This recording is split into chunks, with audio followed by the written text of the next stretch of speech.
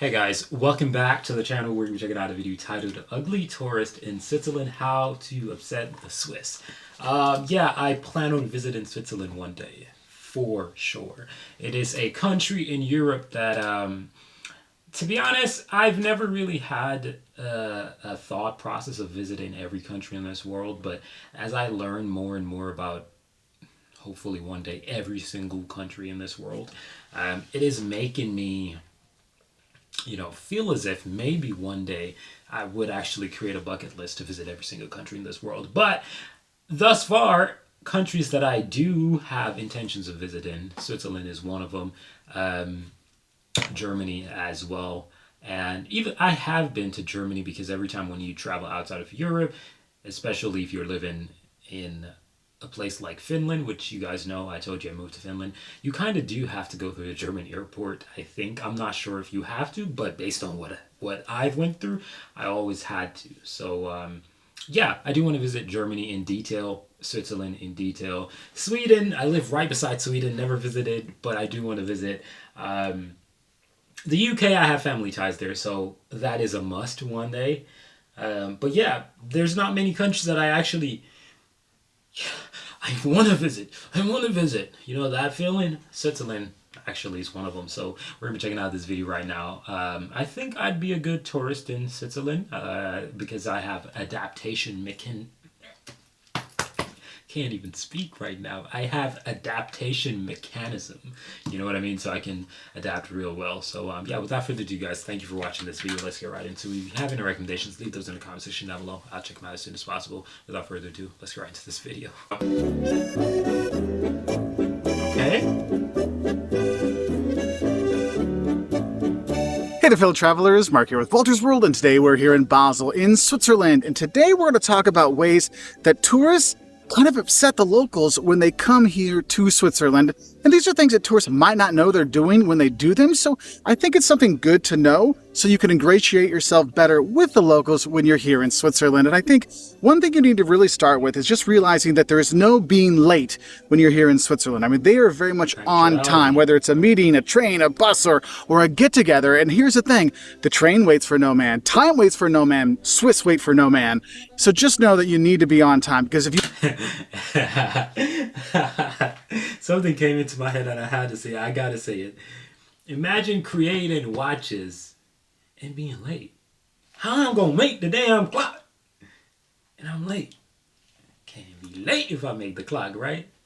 It just makes sense though. Like, I'm not saying Switzerland made the watch, but it just came to my head. I don't know if Switzerland is the originator of watches. I don't know. Right. However, what I can say is Switzerland plays a damn large role in a lot of manufacturing of watches. So you could say Switzerland made the watch. So yeah, why would they be late?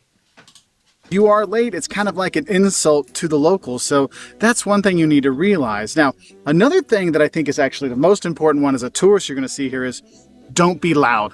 Look, if you are loud here in Switzerland, it upsets the locals. Like, I'm here on the river by myself, trying to stay away from people so I'm not being too loud to bother the locals. And they really do like their relaxation, calm time when you're here. And you'll actually see there's actually regulations about when you can make noise, when you can't make noise. I've heard stories. Yeah. Residential area, shut your ass up. It's that simple, right? Like, I don't get people who do that, but it, like, as a human...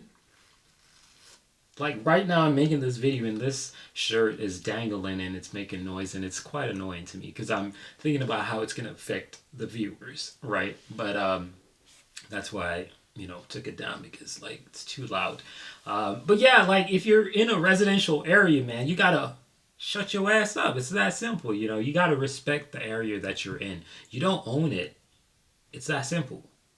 There's actually regulations about when you can make noise, when you can't make noise. I've heard stories about people that were told in their bed and breakfasts and their Airbnbs, don't flush the toilet late night to wake up the neighbors. So you have to think about that. And even if like if you're in an apartment rental, do not do your laundry on Sundays, okay? Because the noise might be regulated away. But whether you're on the train or walking around or having dinner, they don't like the loud stuff here, okay?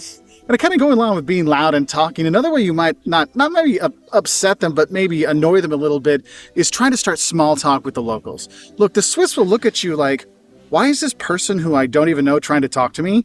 It's just not a thing here. They're more introverted here than extroverted. So if you're a small talker and like to talk to people like I do, it won't be taken the wrong way here, but don't expect a lot of people to be kind of coming back with that small talk to you. Now, if you do get to talk to them, and one of the things you're going to talk about is probably food, and they're going to ask, did you have fondue yet, or did you have raclette yet? And just cheese in general is a fantastic thing here. And one way you're going to upset them is if you say you know Swiss cheese, and it's based on the Swiss cheese at your local grocery store back home that have big holes in it, the kind that they show like in Tom and Jerry. Yeah, yeah, it's crazy. No. And you know what's funny? Like, being here in Finland, oh god, man, noise. Being here in Finland does me a huge favor. You know why? Because I've tasted and drank and eaten so many different American things that you will see in Finland, and they're not the same. So, when you come to a different country and you assume that the food that you're eating in that country is what you had back home, you need your ass beat because you know damn well it ain't the same. Because if you're an American or whatever you are, and you go to any country whatsoever and you try the food from your country in that country, you're gonna realize it's not the same. Like one of my favorite sodas is I love Coca-Cola, but Dr. Pepper. It's unique. I love Dr. Peppers, right? When I tried it for the first time in Finland, I was like, "This ain't Dr. Pepper. This is not the same thing." Right? Immediately, right? Doritos, all these things, they're not the same, right? Different flavors, different additives, it's not the same. So when somebody thinks or assumes, something like that, I can see how a local would be really annoyed because it's absolutely not the same. Cartoons as what cheese is?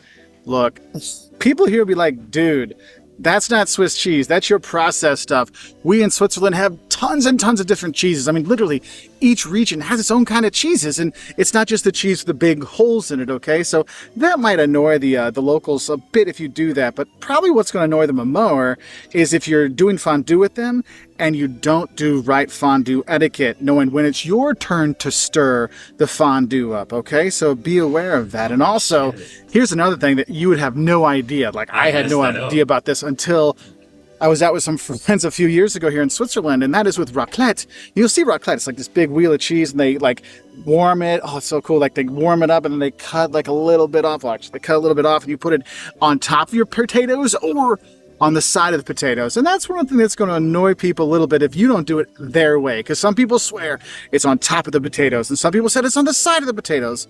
Honestly, they're all great, but just know that might be a little bone of contention with some of your local friends. Now, another thing as a tourist, and you'll see this in our videos, we talk about how expensive Switzerland is. And I'm going to say, you're going to annoy your Swiss friends if you talk about all the time how expensive Switzerland is or how boring Switzerland is. Look, nobody likes when their country gets insulted. And for the Swiss, it's not that expensive because they get paid very well here. So what you feel is expensive is not necessarily expensive for them. So they get a little bit tired of hearing that. Now, the boring side, yeah, this is not a very exciting place to go for clubs and partying and things like that.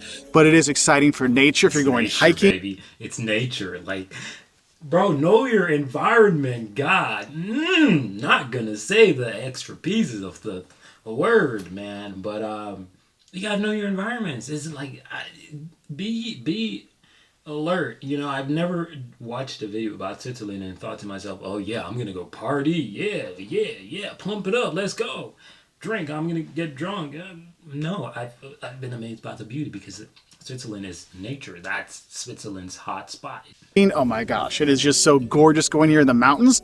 So go out and explore and have your nightlife be getting back from a great hike in the mountains. And then there's one where one of my Swiss friends specifically asked me to remind tourists not to do this, and that is, don't ask us if we speak Swiss. Because look, in Switzerland, there's 4 official languages, okay? There's German, there's French, there's Italian, there's Romanish.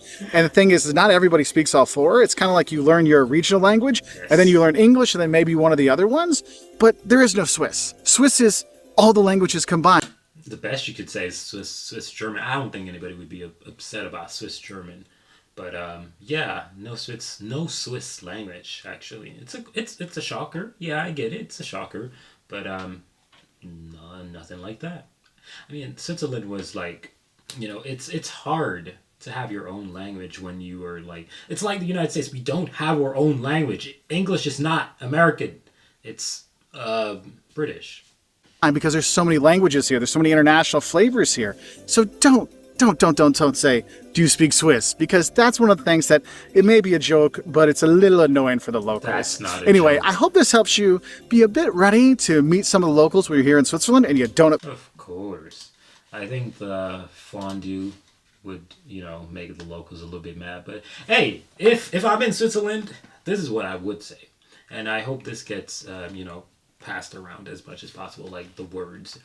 But if I'm in Switzerland as a tourist and I'm doing some bullshit, respectfully, I don't think I'd have a problem if a Swiss person comes to me and say, "Okay, the fondue. So what you got to do? You got to put well, not the fondue, but the I don't remember what the other one is called. That's crazy. Where you put the hot cheese, melted cheese on the potato, or put it on the side, right? You just step over. You be like, "Hey, you want the best results? This is how we do it in Switzerland. You just put the melted cheese on the potato. It's much better that way. A lot more accessible, a lot more easier. You know what I'm saying? Respectfully, I would be like, oh, I appreciate you, thank you. It's socialization. Ain't nothing wrong with it. Get a little correction. You know what I mean?